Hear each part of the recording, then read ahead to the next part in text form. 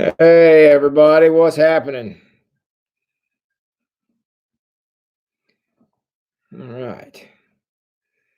Got a whole bunch of hellos here. Hi, Daryl and Sherry. Hi, Cass. Hey, Lynches. Jess, DW, Bill Martin, Dave Jessen. Hi, Amy, Eric, Candy, Cheryl and Jack, Joyce, Parker, Teresa Bitters, Cheryl Cook, Susan, Laura, Jean, Janine, Michelle. What's up, Michelle? Trent and Dennis. Welcome, everybody. I'm going to grab a bottle of water. Hold on one second.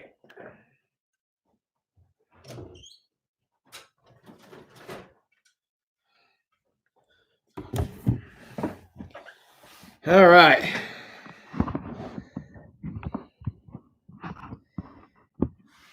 All right. Hi, Bill and Crystal. All right. How is everybody doing here tonight? All right. Let me turn this off. Everybody doing good? We'll give everybody a chance to jump in here real quick. Hello, Angie Myers.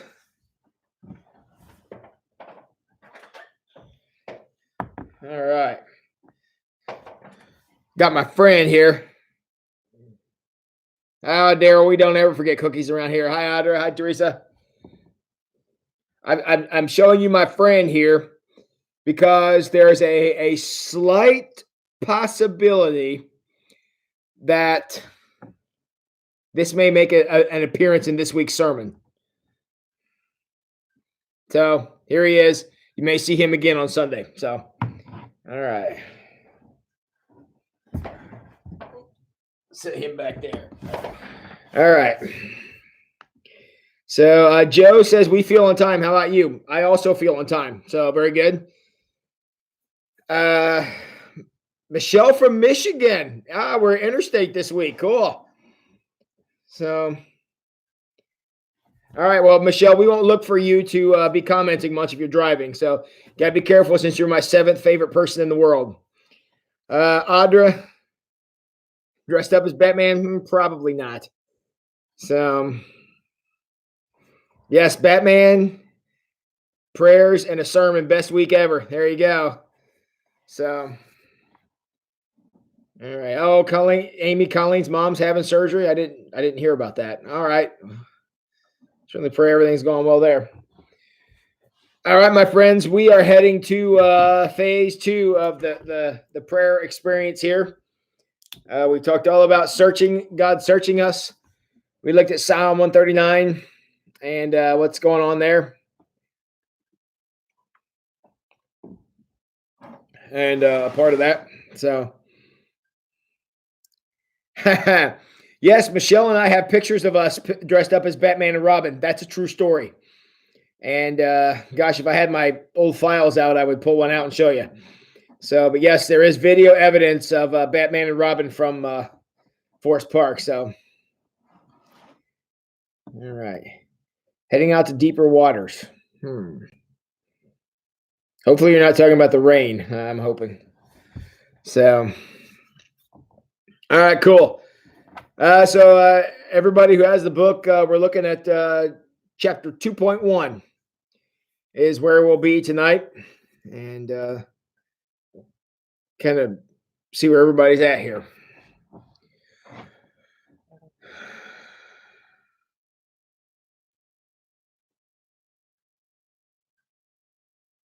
All right.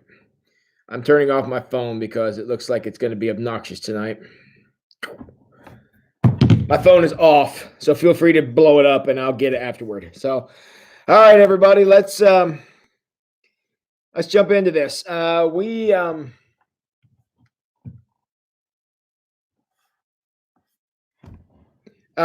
opened up the chapter talking about the prayer of Jabez, which is from the book of First Chronicles.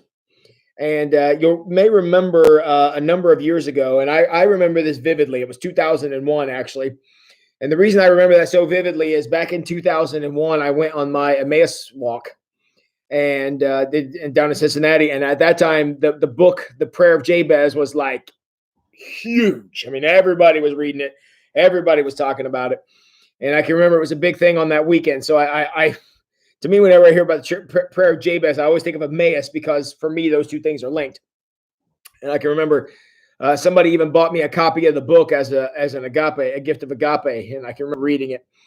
And prayer of Jabez, if in case you don't know, if you read the one, I think it's First Chronicles chapter 4. There's a little section where they're doing a genealogy, and if you've ever read into the Old Testament genealogies, I mean, they are that's some riveting Bible reading there, where it's somebody begat somebody who begat somebody else who begat this other person, and it's super super awesome. So the prayer of Jabez is in there. So they're going down this genealogy, and all of a sudden they say, and Jabez, and they go through and say he asked for God to bless him and keep him from harm, and it's like what it is really is an editor's note. One of the scribes was making a note in there, and they was going along there, and all of a sudden they're like, hey, I know this guy, and he made a little note, and now it's been in the Bible ever since. So Dan Wilson then found this little prayer and wrote a whole. I say a whole book, but it's not a very big book. It's pretty small, but it's a book that a lot of people kind of took to heart. It's been 20 years ago almost. Yeah, gosh, 20 years ago. How did that happen? Anyways, 20 years ago, when I went on the Mass Walk, and they are talking about that. So he opens up the chapter here, talking about the prayer of Jabez, and actually his theory on it and my theory on it actually agree quite closely. Craig's interpretation of that. And again, I don't think Dan Wilkinson, I'm sure this is not what he intended when he wrote the book. I read the book's pretty good. I mean, it's something you may want to read, but a lot of people took that to say, woohoo, I'm going to pray for all the stuff I want in my life, and I'm going to get all of it. And I don't think that's what Dan Wilkinson wanted. And I'm pretty sure that's not what Jabez wanted either. So the idea here is, oh my gosh, a whole bunch of chats just popped up. Amy's laughing. Joe Sutton says prayer wise, heading into deeper waters. Yes, we are. Hello, Kim Kill. Glad to have you. Yes, yeah. You and I've talked about the prayer of Jabez. Yeah, I like that. All these begats. We appreciated that. Laura, an Emmaus Walk is a weekend retreat that actually in our community happens down in Sydney.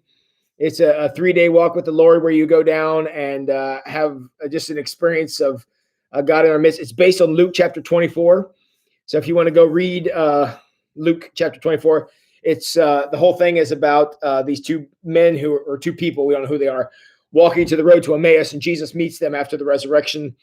And the whole idea of the Emmaus experience is about giving people a chance to walk along with the Lord.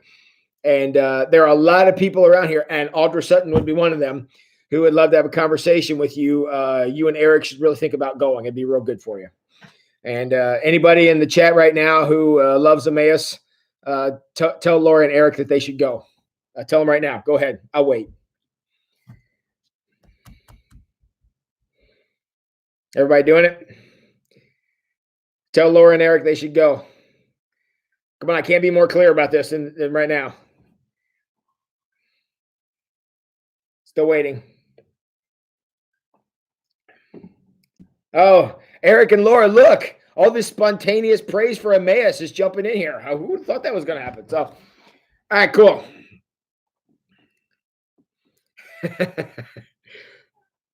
There we go. You guys got my back. I appreciate this.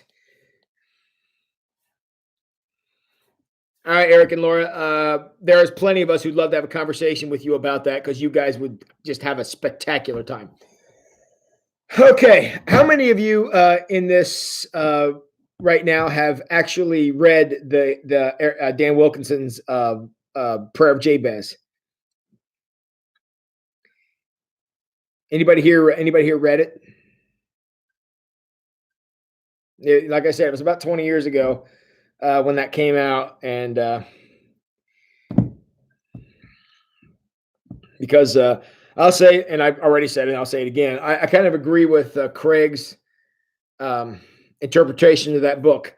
Again, I don't think that Wilkinson meant for it to be interpreted this way, but a lot of people took it sort of in line with the oh geez, what's that guy's name? Joel Osteen, who is just one of my favorite people. Please hear that with the sarcasm with which I said it.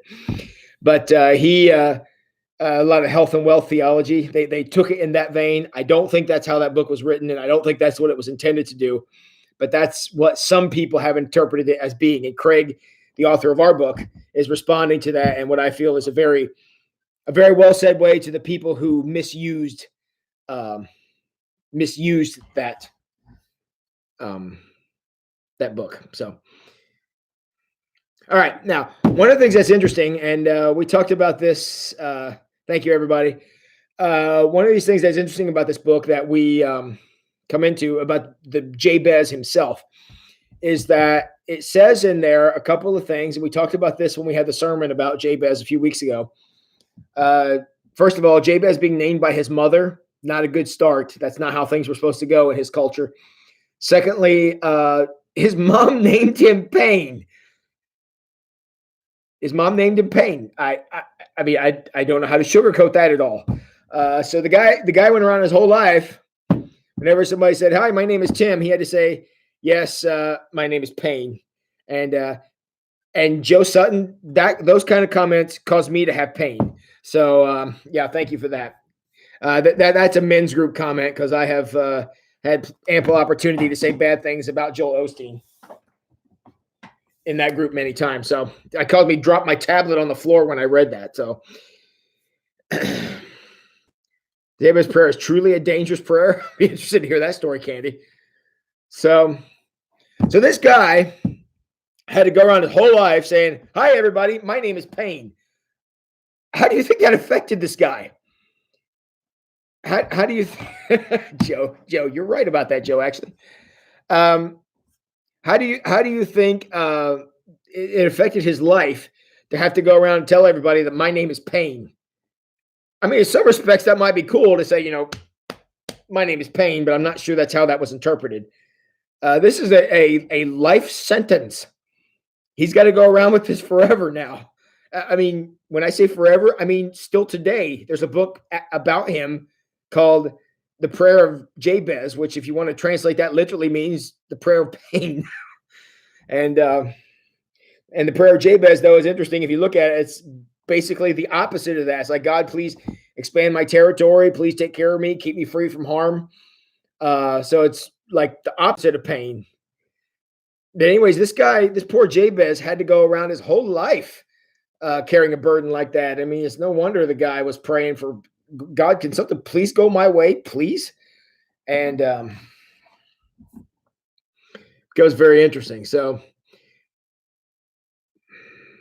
all right, yeah, his prayer, the simplicity of the prayer, he prints it here, just a paragraph or two down. He says, the prayer of Jabez is essentially this: "Bless me, enlarge my territory, let your hand be with me, keep me from harm, so that I will be free from pain." How many of you would agree, and I'll read it again here in a second, how many of you would agree that even by your own experience in your own prayer life, have found this to be a very, very common prayer? Let me read it for you again. "Bless me, enlarge my territory, let your hand be with me, keep me from harm, so that I will be free from pain." How many of the prayers that we say revolve around those things? How many of the prayers that we say revolve around these basic ideas? Bless me, enlarge my territory, let your hand be with me, keep me from harm, so that I will be free from pain. I think most of us could agree that, yes, Joe, quite often. I think most of us would agree that this is a pretty common theme in most of our prayers. And I'm not going to sit here tonight and say that's bad. I'm perfectly happy with that. Many of my own prayers will sound this way. "God, I got this thing going on. I sure would like for you to work it out." So, yeah, Laura says she prays for a lot of people, but yeah, which we all do that. But I think for the most part, many of us would agree with these prayers. about, watching out for us, taking care of us. So we pray that a lot. Now, why do we do that? Let's skip down to the next paragraph. The last sentence of the next paragraph says, we pray this because it's safe. It's comfortable. Someone could even argue it's somewhat short-sighted, even selfish. So my question is, how could a prayer that says, watch out for me and give me stuff and take care of me and don't let me suffer, how could a prayer like that be considered selfish?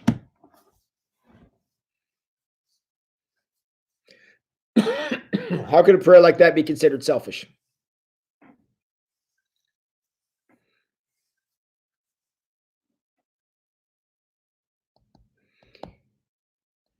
How could a prayer all about how we want to be delivered from everything and never have to suffer and never have to, lose anything and always be getting more stuff? How would a prayer like that be selfish? All right, Miriam, it is all about me. Absolutely. And one of the dangers of a prayer like this, yeah, Kim, yes, if everything's taken care of, we don't grow. It's exactly right. Because my very next question was going to be, how does a prayer like this stunt your growth? That's exactly right. I mean, many of you, Eric, all requests not lying for growing, sure. Joe, sometimes I know I pray to be comfortable, as we all have. Laura puts your will above God's will. True. Eric delivers from challenges. Good. Teresa, we do grow during difficult times. Self-centered, not God-centered. True. Cass. Beth Reedy, we're asking ourselves for ourselves instead of others. I mean, which is the definition of selfishness. Angie Myers, all about me. Doesn't let us grow. Okay, you guys got it. So one of the things that this prayer can do, and again, we have seen this. I could tell with myself with the last couple of weeks here with the gym being closed down. I'm doing running and my normal push-ups and stuff, but I could tell that my strength is diminishing because I'm not exercising it anymore. I'm not pushing myself anymore. I'm not, I not on the bench press anymore, and I'm not doing any curls or anything like that. And so I can tell my muscles are already starting to weaken. And our faith is a muscle, and it's the same way. You don't exercise it, it atrophies, and it becomes weaker. Yes, growth again, Gene. I think you got it.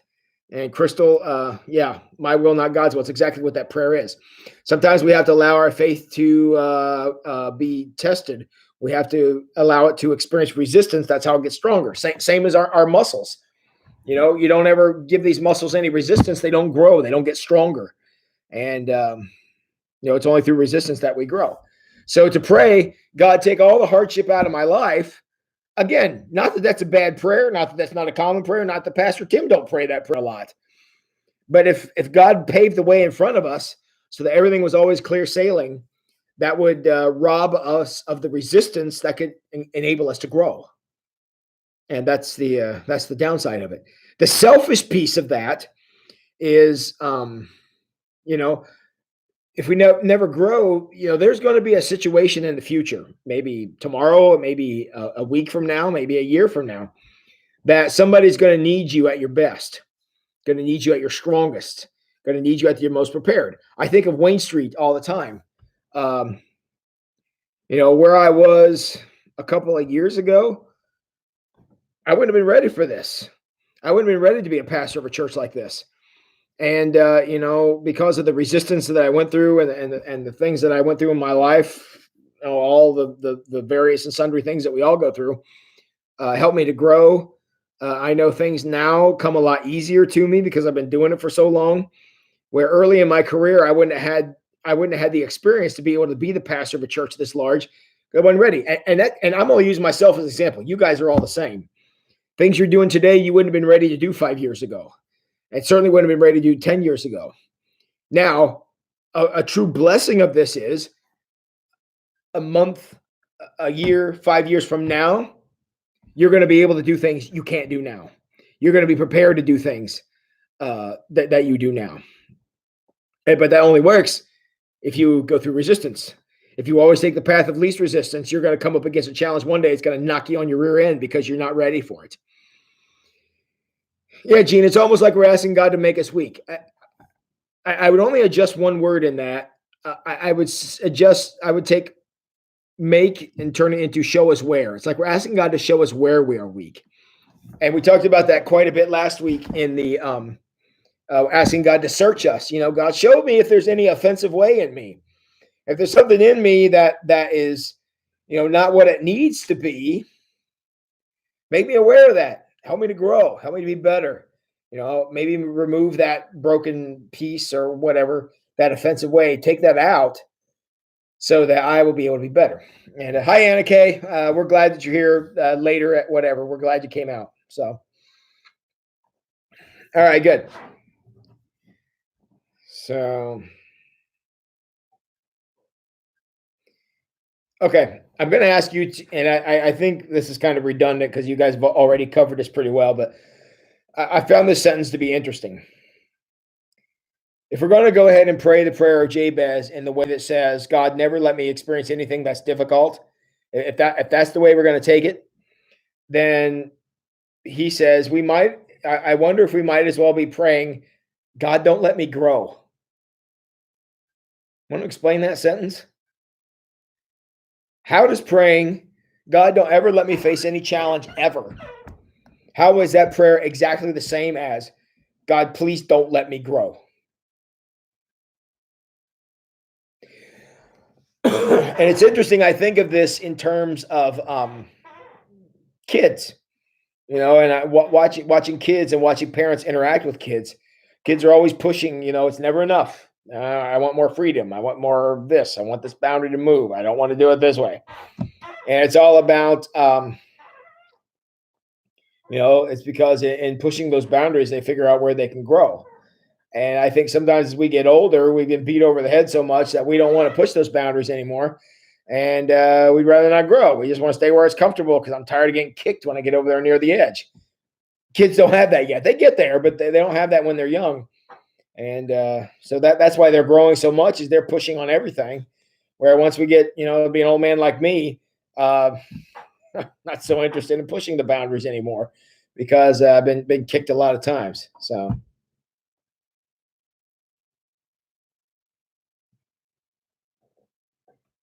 Yeah, I agree, Gene. Yeah, pain and suffering. And because it's in those moments that we grow. Yeah, well, yeah. I hadn't thought of the oyster, but you're right, Candy. That's where the pearl comes from.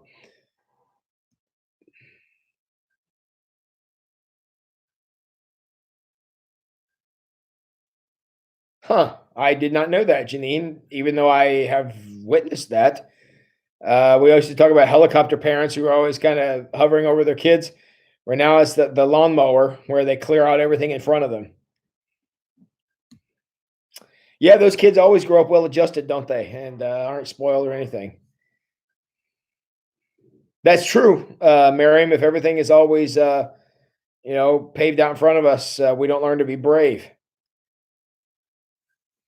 Yes, the Church of Laodicea, when Jesus was addressing the churches in the front part of the Book of Revelation, he said to the church in Laodicea, "Guys, be hot, be cold. Don't be lukewarm. Don't stand in the middle. Don't play the middle ground. Don't stand on the fence. Get on the side. Even if the side is against me, I'd much rather have you there than in the middle." And he made it very clear. And sometimes we find we be in the middle because then we can play both sides. And honestly, that's the one position that Jesus says, I prefer you not pick that one. So, yeah, Beth, when things are tough, we do grow in our relationship with God, and we grow in other ways too, and learn things about ourselves when we run into challenge.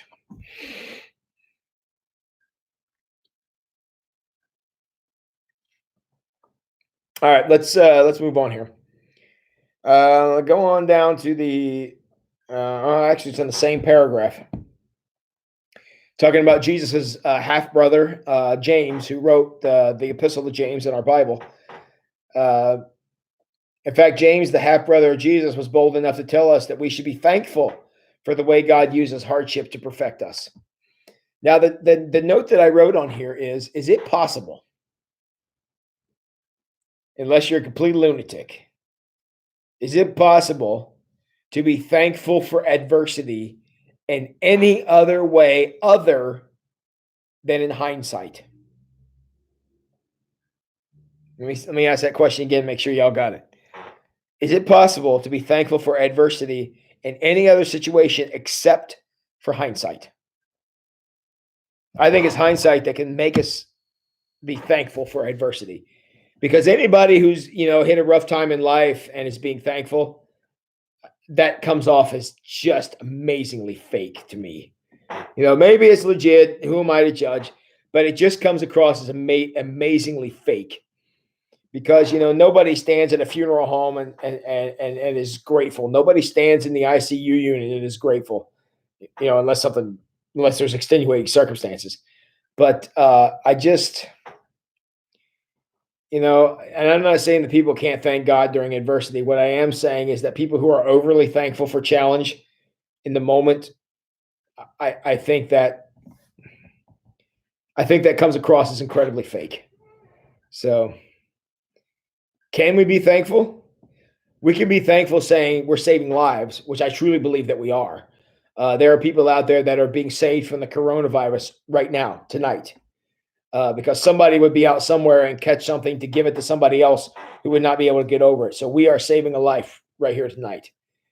And so we can be thankful for that. But I don't feel real thankful on Sunday morning when I am the only person in this building. And I'm sitting here on this, watching myself preach a sermon on YouTube. I'm grateful we have that since we have to. But I don't feel like, oh my word, this is awesome. I hope we can do this forever, because I do not feel that way. And some people have said, hey, I kind of like the online thing. Can we go to that once the coronavirus is over?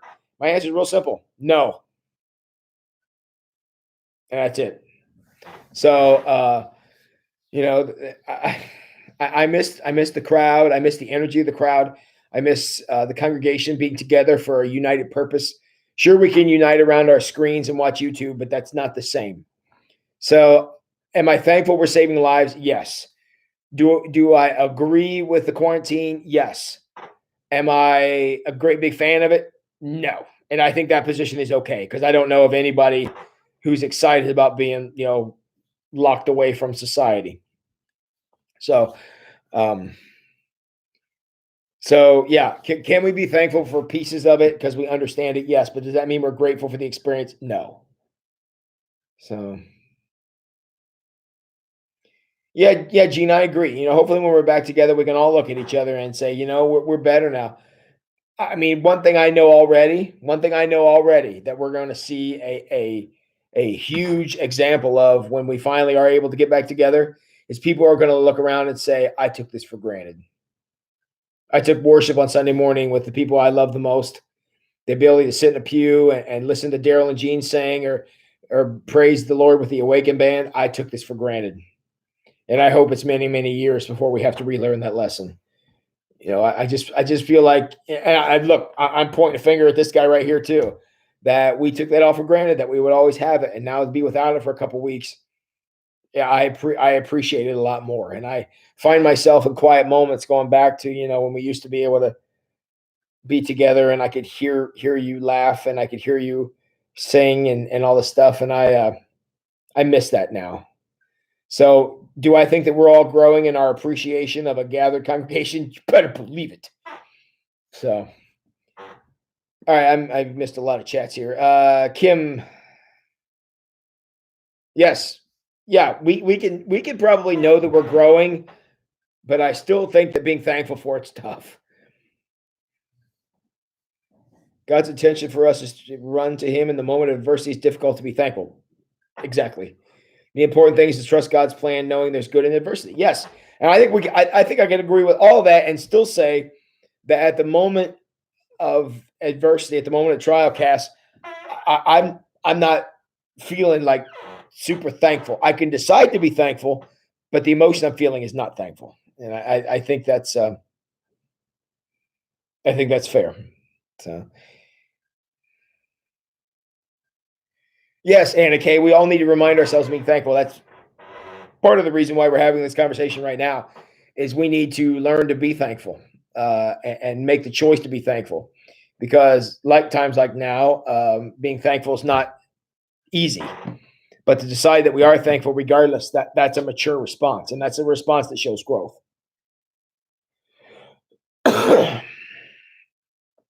Yeah, yeah, it is going to make us stronger, Anna Kay. I don't doubt that one bit. So thank you, Gene. Thank you, Eric.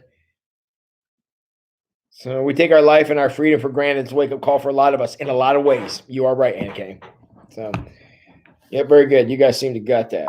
So, but sometimes, and I think sitting here tonight, right in this moment, I could say I'm really thankful, or I'm really looking forward to being thankful for the ability to gather as a church.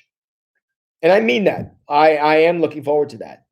But I think when it happens, the next time it happens, which I hope is sooner rather than later, I think that then I'm going to be more thankful for it than I even am tonight. I'm thankful for it tonight. But yeah, I mean, and I'm making the choice to be thankful, Teresa. But I agree with Joyce completely. I'm really going to be thankful on that day when we're back together and able to listen to the choir and listen to people sing and see everybody together. That day is going to be freaking awesome. I can't wait. So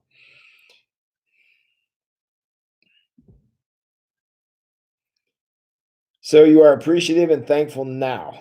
I am appreciative and thankful now, but I think it pales by comparison to what I will be then. And again, this kind of adversity, it's frustrating. I'm talking about, when you have that really bad day and you're going to have to overcome a lot of stuff and your car breaks down and the dog eats your homework and the plumbing starts to leak and the furnace goes out. You have that day. I don't know anybody who has that day and says, "Oh gosh, I'm so thankful today," because that's we may decide to be thankful, but I don't know if the experience of thankfulness is what we're doing. And that's where we are. And I mean, I can't, I'm not, again, like all of you, I'm not terribly excited about the quarantine, but I will say the quarantine enabled what we're doing now. We wouldn't have this now. I wouldn't know how to do this right now if not for the quarantine, but it gave me motivation to learn a new skill. And now I'm learning YouTube and I now use a bunch of words like live stream and Premiere. And I'm not 100% sure I know what those words mean, but I'm learning about them. And, putting together a podcast like this. And, we were going to study this book after Easter, but it wasn't going to be anything like this. And I'm sitting here in my office talking. I'm the only person in this building right now. And I've been having a 35-minute conversation by myself. And, you all are here and chiming in. And I didn't know any of this was possible 3 weeks ago. And so am I thankful to learn this new skill. And I'm looking forward to see how we can implement these kind of things going forward and how we can incorporate more people and perhaps get to our shut-ins out of Otterbein and other places. Am I looking forward to the opportunity to figure those things out? Yes. And I don't know that I would have been motivated, nor would I have learned how to do it without where we are now. So that's, something I'm going to be very thankful for, even though I can't say I'm excited about COVID-19 because I'm not. So, all right. I think I've talked in a circle long enough. Let's continue on. Talks about being thankful.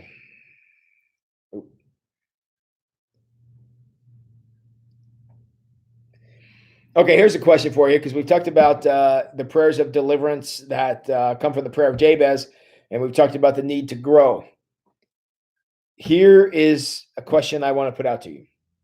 What is the relationship between prayers for deliverance, meaning the prayer of Jabez, not to put too fine a point on it? What is the difference between that prayer and us praying prayers for strength? What is the relationship between praying prayers for deliverance and praying prayers for strength? What is the relationship between praying prayers of deliverance and praying prayers for strength?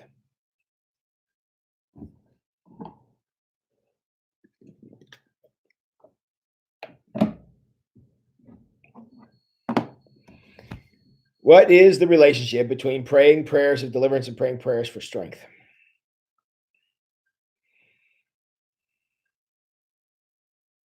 This is where the lag gets a little strange.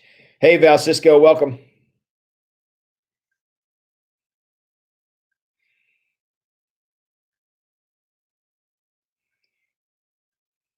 What is the relationship between prayers for deliverance and prayers for strength? I know that's kind of a tough one. I mean, I thought about that question for quite a while. Um, I think the main difference is deliverance. We're saying, God, will you do this for me? We're praying for strength. We're saying, God, will you please enable me to do this? I'm not saying one prayer is necessarily better than the other, or one prayer is necessarily preferable to the other. But I think in the greater scheme of things, we need to make sure we're praying both, because I think we all like deliverance prayers. We're not so into strength prayers. Yeah, deliver us out of a situation opposed to the strength to go through a situation. Teresa, I agree with that. Deliverance does not require us to participate, Cheryl. Exactly. I mean, we prayers for deliverance are like, hey, God, I'd like to have a front row seat for you to do something awesome. And again, that's not necessarily a bad prayer until we expect God to do everything for us. Strength is to enable us to do something we could not otherwise do. Exactly. Gene, deliverance. I want to be removed from a situation. Yeah, that prayer can take that form too. Pray for God to rescue us. And again, that's not wrong, not bad. But unless we expect God to, pull the rabbit out of the hat all the time. Joe, I need strength for challenge, but I need deliverance if I don't want to try. I mean, yes. See, that's the negative side to this, is when we want God to just do everything for us. It's the same as a child who wants to grow up having their parents do everything for them. The lawnmower parents, I think Janine was talking about a little bit ago. You go in front of those kids, clear out everything in front of them, make everything easy. They don't ever learn to figure it out for themselves. Laura, deliverance prayers ask God to take the bad things away. Prayers for strength to walk through the bad thing with God. And again, that's where we grow. Now, there are going to be some situations that come along that we're going to have God pull us out of because we're stuck in a bad place. But I think that there's also opportunity to grow in some of those difficult circumstances.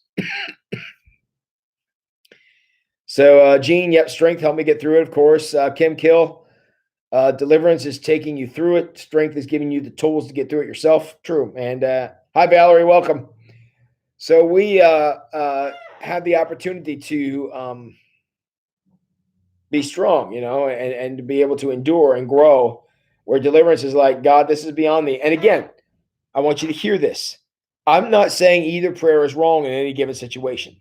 What I'm saying is you can't forego ever praying for strength and always praying for deliverance, because that will lead us to be frustrated with God, because God's not going to do everything for us. Some stuff he's going to want us to figure out, going to want us to power through, because that's where growth happens.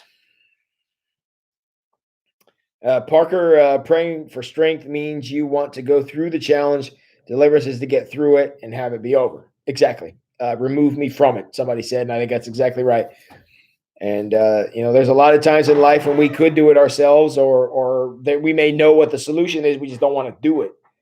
And God's not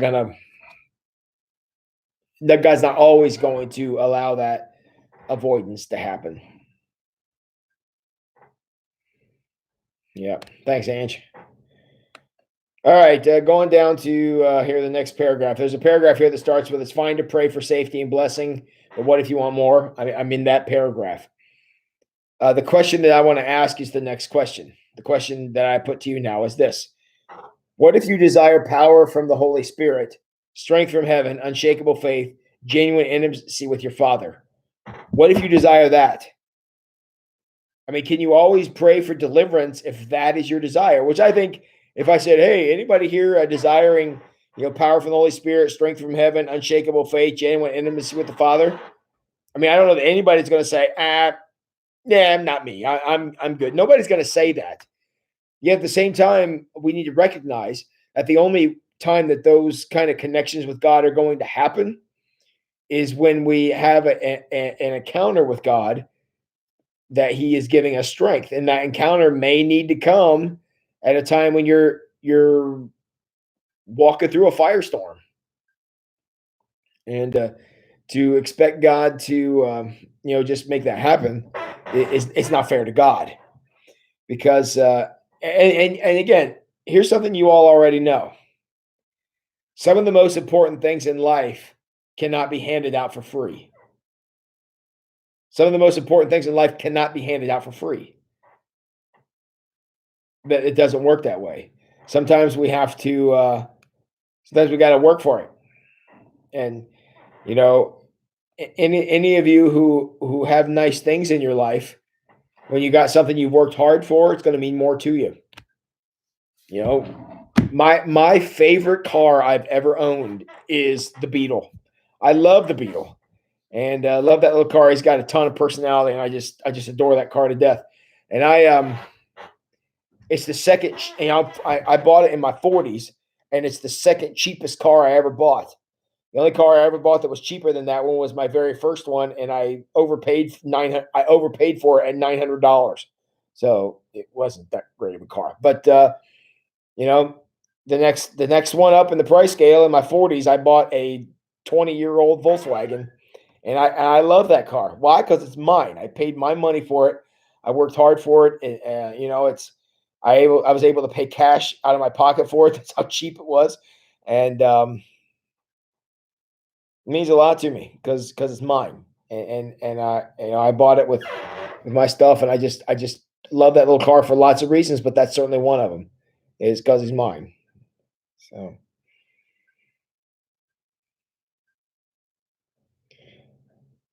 Joe Sutton, I am limited, but God is not. Just like radio and pie. Tribe off prayers. Sorry, buddy, I'm trying. I'm not seeing that one. Uh, Radio and pie are unlimited. I'd like to know where this unlimited pie is because I might be interested in that. And if I could get unlimited ice cream with my pie, that's fantastic. Laura Gurman, that's a big winky face there. Candy, but is that really deliverance? I'm not sure what that comment was in relation to, but is it really deliverance? If we have been empowered to get through it ourselves, yeah, it's still deliverance, but there's also a growth. There's also a growth experience with that as well. It's not just us expecting God to Shazam an answer. We want God to walk with us rather than put us on a shoulder and fly us over it, and that's the difference. And yes, Teresa, the Bugmobile. Yes, we all love the Beetle. So, any of you who've seen the Beetle here recently, he's got a tail light out too, and I'm working on that.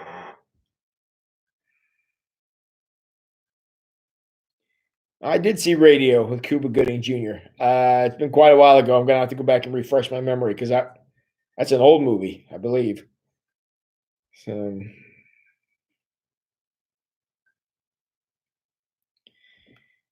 all right. Oh my word, we're already at the end of the chapter.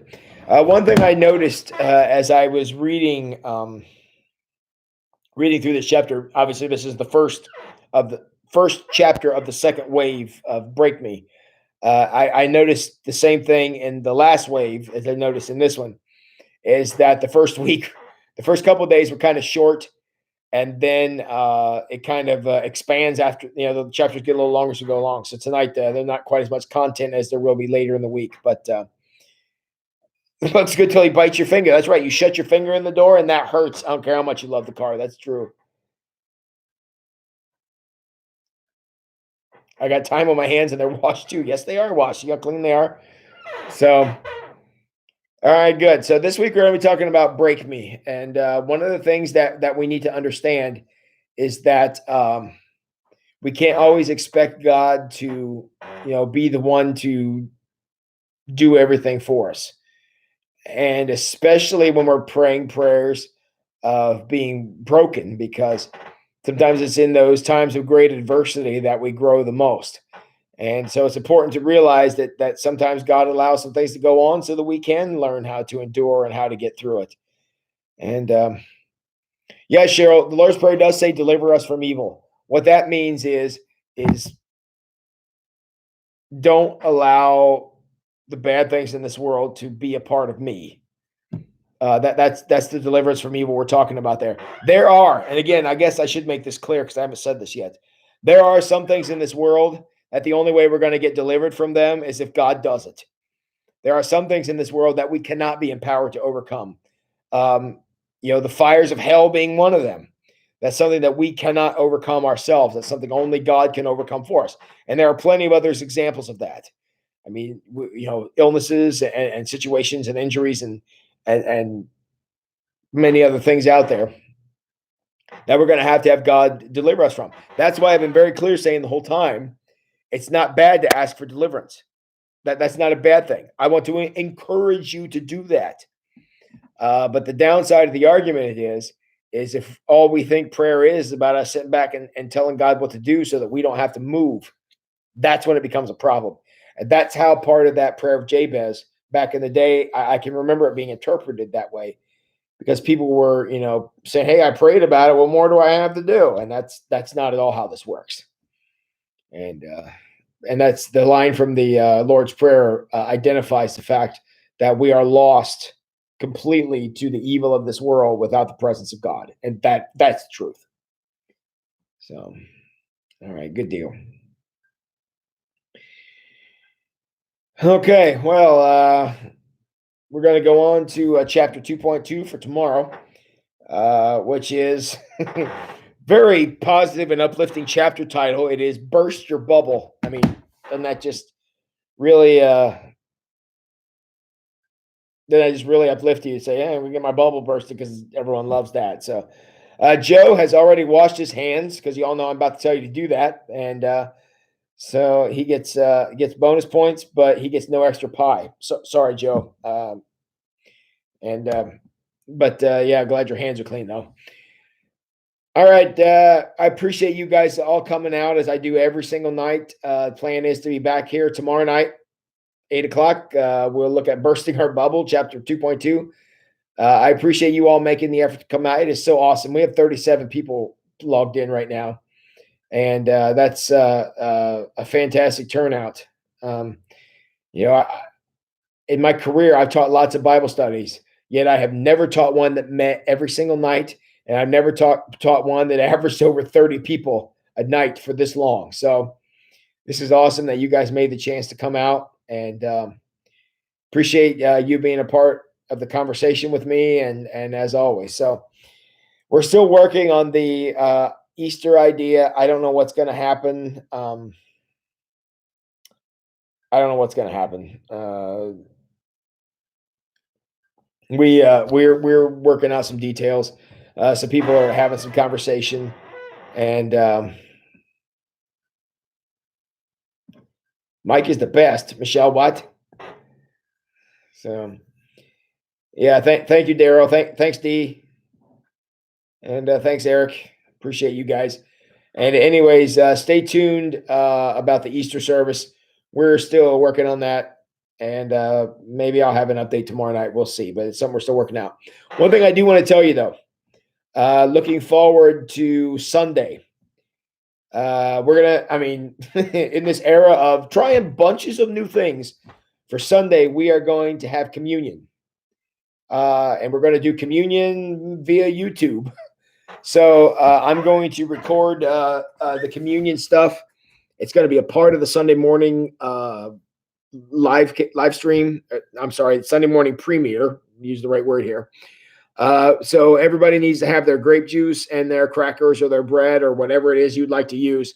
Have that available, and we're going to bless, and then everybody's going to serve where you are. So that will be a part of our thing on Sunday. So put it in when I get the email sent out to the church, which at this point looks like it's going to be tomorrow. Everybody make sure you get some crackers or get some bread and get some grape juice, and we will have that for Sunday. I appreciate a few extra prayers for my voice. As you can tell, I don't sound like me. Thank you, Gene, for saying something about it. Get a little raspy. So I'm going to try to get the sermon recorded tomorrow, because by the end of the week, we might be doing this by sign language. Who knows? I don't feel bad at all. I don't have any pain. I'm not stuffed. I don't have a runny nose. I'm not stuffed up. I have nothing, but my voice has decided to check out on me. So I don't have my my normal my normal voice. In fact, I was actually planning a musical number tonight, and I couldn't, even by my standards, couldn't sing the song. So I think that we'll have to put that on hold. So keep praying for our community. Please pray for me. Appreciate that. Any prayers for this? Pray for our community that if this Easter thing is truly God's will, that somehow it will work out. Because we need to get together. I know we need to do social distancing, and I know we need to be safe, and I firmly embrace and understand that. But we need to be in the same place and say thank you, Jesus, for resurrection. I just don't know how we're going to do that, but I sure would like to. So, so you guys take it easy. Everybody have a good night. Thank you for all your prayers. Thank you, everybody here. A shot of whiskey, Toby. I'm gonna have to run over to your house if I'm gonna do that, I think. Running in the rain. Crystal, I've been doing that for years. Warm saltwater, Val. That's probably a good idea. So, all right. Well, just know I appreciate all you guys. Looking forward to being back with you tomorrow night. I love you all very much. Everybody be good. And y'all know what you got to go do now, right? Go wash your hands.